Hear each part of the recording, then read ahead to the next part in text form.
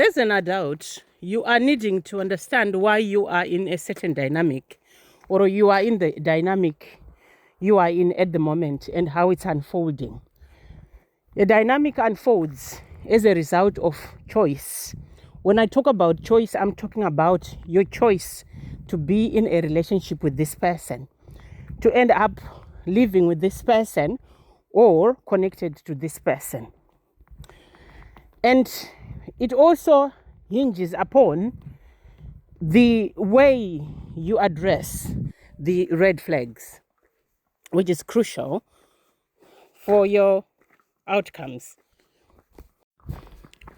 Because usually when you are, or you find someone in situations where the relationship is unhealthy, this doesn't start suddenly. It's not something that just comes about suddenly. It has been happening since the beginning of the relationship. However, there is an element of ignoring red flags because people are not aware of their own trauma patterns. That's the first thing.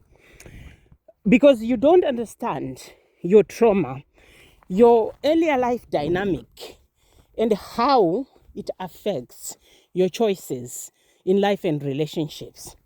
You probably just went into this situation and noticed some unhealthy patterns, and you were hoping that this person would change, that things would get better, or you were looking at the positives or the potential of this person. So because of that, you let things just unravel, and eventually you now find yourself in a very unhealthy dynamic where you cannot stand it anymore, where you don't feel you can keep going any longer, or now the discomfort is so much that you can't ignore it, because usually you just ignore the discomfort, and you've been ignoring it for a long time now. And it gets to a point where, as a human being, you can feel the discomfort severely. So you are needing to acknowledge this bit, that you let red flags run amok, and also you are not, or have not done anything about it. And the point is, when people are in such dynamics which are unhealthy, which are toxic, it's difficult for them to accept help, because they have what we call codependency. They cannot accept help because it's difficult for them to get out of this dynamic, of this familiar pattern. And this attitude of not accepting help is where you end up stuck in this dynamic, where you end up stuck in this situation which is not healthy for you, and where you can end up physically harmed, or you can end up with physical harm when someone lashes out violently, because not all of abuse ends in just coercion. It can also be physical.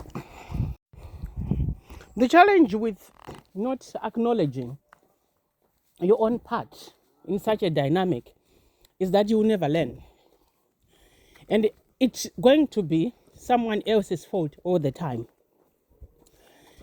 Even if you get into a next relationship, you are a victim, and you are not going to do any work to help yourself.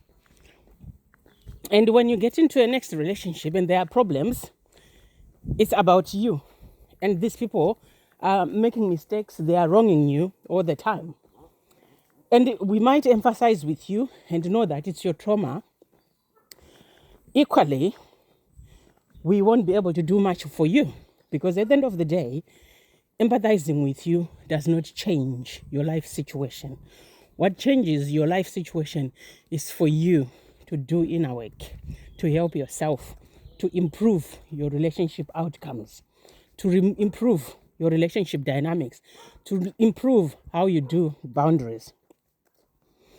What you are needing to do is to do inner work, to heal the inner child and reparent yourself, and learn to act in your best interest. There is nothing out there that's going to help you or your relationship outcomes, apart from you recognizing that you need to act in your best interest and that you need to make choices that serve you, and you need to take action, to implement a plan of action to improve how you show up in life and in relationships. As a grown-up, you have that responsibility to yourself. You need to be doing something for yourself to improve your life, to improve your relationship outcomes. You need to recognize what's not working and what you can do differently. As I say, we can't just tell you to leave, because many people think you can just tell someone to leave. Yes, it's easy for us to say.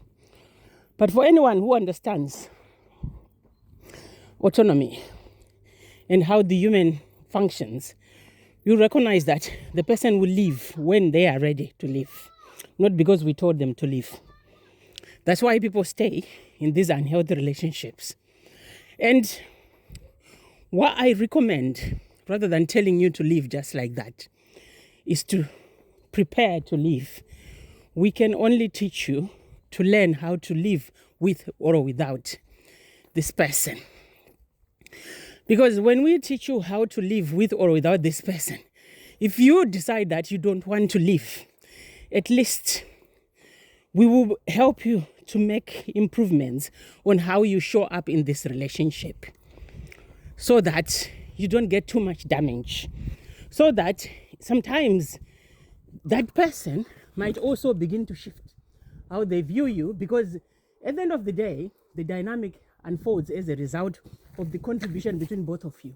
It's not just one person contributing to a dynamic. You are both contributing. You might contribute by starting same arguments because you want this person to change. Because this is normally what happens with codependent people. They stir up arguments or they raise issues they know are going to cause problems, or issues they know the other person is not going to respond positively to. This person, you have repeatedly told them what you want, 5 times, 6 times, every day, every week you tell them the same story. Why do you keep saying the same thing? Why do you keep making the same request you know they are not responding to? As an adult, you should know when you put your hand in the fire. And this is exactly the problem with a person who's codependent, a lack of awareness of how damaging their behavior is. You are really needing to learn to back off. You are really needing to learn to let people be, to allow people to do and be whatever they want to be and do, and not try to force your outcomes on them. You need to understand the danger you put yourself in when you repeatedly try to prompt the same person to do the same thing that they are refusing to do whenever you ask them to. There's a point when you have to realize a no is a no, because what you are trying to do is to force an outcome. You are trying to make someone do something to make you happy, and that is wrong, because this person, by virtue of saying no, is creating a boundary, is communicating or expressing a boundary. They don't want to do it. By not doing it, by not stepping up, they don't want to do it. Why do you force them? And this is where your problem is. You are needing to go to the 12-step program and learn the dichotomy of control, to recognize that the only person you can control is you, because you are failing to control your behavior and failing to detach and let this person choose what they want. So how do you think